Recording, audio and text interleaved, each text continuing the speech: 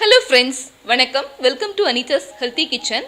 இன்னைக்கு நம்ம எல்லாருக்குமே ரொம்ப பிடிச்ச கோவில் வெண்பொங்கல் எப்படி செய்யறதுங்கிறத பார்க்க போகிறோம். இதுக்கு நம்ம சின்ன சின்ன டிப்ஸை ஃபாலோ பண்ணாலே போதும். அதே டேஸ்ட்டில் ரொம்ப சூப்பராக நம்ம இந்த வெண்பொங்கலை செஞ்சிடலாம். ரொம்பவே ருசியான இந்த கோவில் வெண்பொங்கலுக்கு காம்பினேஷனாக நான் இன்னைக்கு கிள்ளி போட்ட சாம்பார் பண்ணியிருக்கேன். இதை உங்களுக்கு வேறொரு வீடியோவை நான் அப்லோட் பண்ணுறேன். இப்போ வாங்க அந்த டேஸ்டியான கோவில் வெண்பொங்கல் எப்படி செய்யலான்னு பார்க்கலாம். வெண்பொங்கல் செய்யறதுக்கு ஃபர்ஸ்ட் நம்ம ஒரு குக்கர் பேன் எடுத்துக்கலாம். அதை சூடு பண்ணிக்கலாம். குக்கர் பேன் லேசா சூடானதும் இதுல 1/3 கப் பாசிப்பருப்பை சேர்த்துக்கலாம். பாசிப்பருப்பு லேசா வாசனை வர்ற வரைக்கும் நம்ம வறுத்தெடுத்துக்கணும்.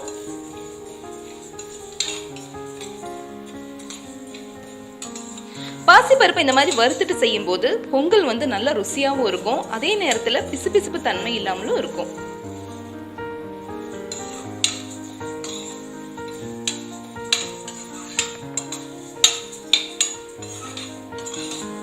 பாசிப்பருப்பை நம்ம ரொம்ப நேரம் வறுக்க தேவையில்லை. கை பொறுக்கிற சூடு வர வரைக்கும் வறுத்தாலே போதும். இப்ப நல்லா சுடுது. இப்ப இந்த டைம்ல நம்ம 1 கப் பச்சரிசி இதோட சேர்த்துடலாம்.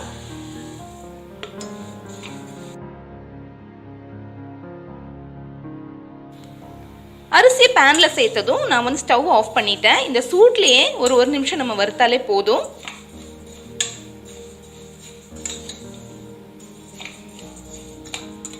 இப்ப அரிசியும் அதே மாதிரி கை பொறுக்கிற அளவுக்கு சூடு வர வரைக்கும் வறுத்தெடுத்தாச்சு. இப்ப நம்ம இதை நல்லா 2 தடவை அலசிட்டு வேக வைக்கலாம். இப்ப அரிசியும் பருப்பையும் 2 தடவை நல்லா அலசிட்டு எடுத்துட்டு வந்திருக்கேன். அடுத்ததா இதை வேக வைக்கிறதுக்கு முன்னாடி ஒரு 1-2 பொருள் கூட சேர்க்கணும். அது என்னெல்லாம்னு பார்க்கலாம். இப்ப ஸ்டவ் மறுபடியும் ஆன் பண்ணிக்கலாம். ஸ்டவ் ஆன் பண்ணிட்டு இதுல 1 ஸ்பூன் இந்த மாதிரி ஃபுல்லா நெய் எடுத்துக்கலாம். அதை இதுல சேர்த்துடலாம். சாதாரண பொங்கலுக்கு நம்ம தாளிக்கும் போது மட்டும்தான் நெய் சேர்ப்போம்.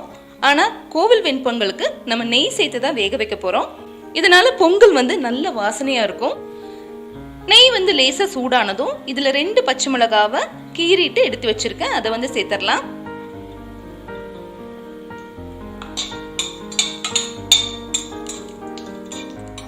பச்சை மிளகாய் சேர்த்து லேசா 2 வதக்குனதுக்கு அப்புறமா இதுல 1/2 டீஸ்பூன் சீரகத்தை சேர்த்துக்கலாம். கூடவே ஒரு 7-8 மிளகு சேர்த்துக்கலாம். கொஞ்சமா கருவேப்பிலை, 1/8 டீஸ்பூன் அளவு வர மாதிரி பெருங்காயத்தூள்,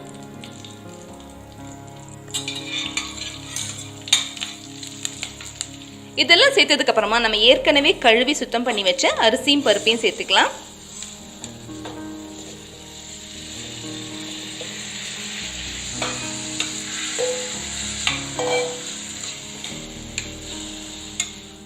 அரிசியும் பருப்பும் சேர்த்து ஒரு தடவை நல்லா கலந்து விட்டுக்கங்க. அதுக்கப்புறமா நம்ம தண்ணி சேர்த்துக்கலாம். 1 கப் அரிசிக்கு 4 கப் தண்ணி, பருப்புக்கு 3/4 கப் தண்ணி எடுத்திருக்கேன். 4.25 கப் தண்ணியை இப்போ இதோட சேர்த்துடலாம்.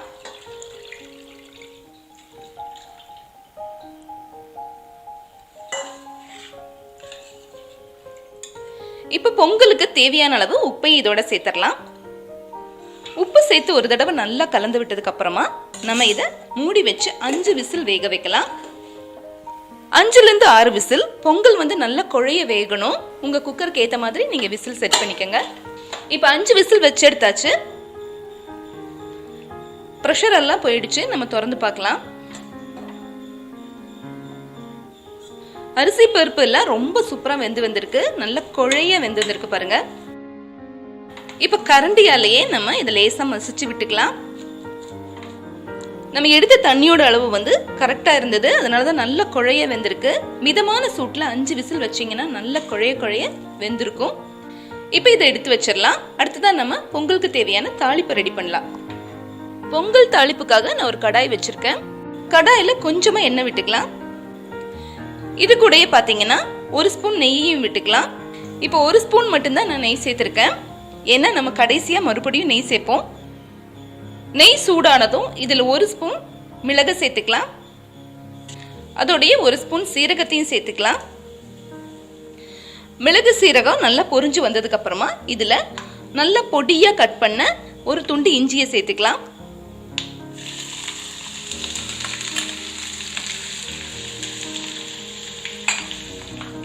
இஞ்சி ஓரளவுக்கு நல்லா ஃப்ரை ஆனதும் இதுல கொஞ்சமா கருவேப்பிலையும் சேர்த்துக்கலாம்.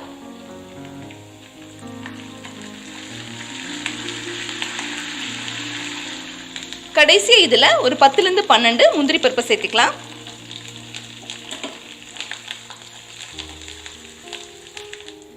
இப்ப ஸ்டவ் ஆஃப் பண்ணிட்டு இந்த எண்ணெய் சூடா இருக்கும் போதே ஒரே ஒரு பிஞ்ச் அளவு பெருங்காயத்தூளை சேர்த்துக்கலாம்.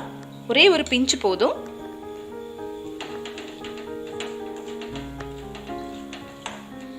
இப்ப நம்மளோட தாளிப்பை பொங்கல்ல சேர்த்தரலாம்.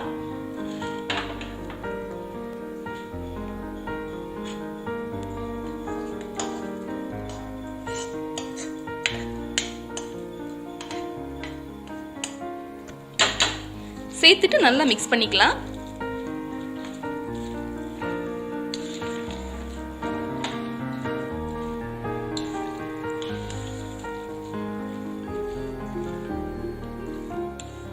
எல்லாம் சேர்த்து நல்லா கலந்து விட்டதுக்கு அப்புறமா இப்ப கடைசியா ஒரு டேபிள் ஸ்பூனுக்கு கொஞ்சம் அதிகமா நெய்யை இதோட சேர்த்தரலாம்.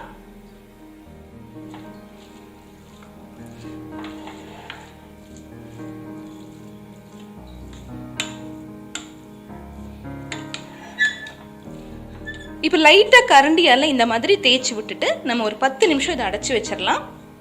ஸ்டவ் எல்லாம் எதுவும் ஆன் பண்ண தேவையில்லை. இந்த டைம்ல ஒரு 10 நிமிஷம் அந்த சூட்லேயே இருந்தாலே போதும். வாயில போட்டதுமே கரையக்கூடிய ரொம்ப ரொம்ப ருசியான மணமான கோவில் வெண்பொங்கல் ரெடி ஆயிடுச்சு. நீங்க கண்டிப்பா வீட்டில் ட்ரை பண்ணி பாருங்க. ட்ரை பண்ணிட்டு உங்க ஃபீட்பேக் அனுப்புங்க.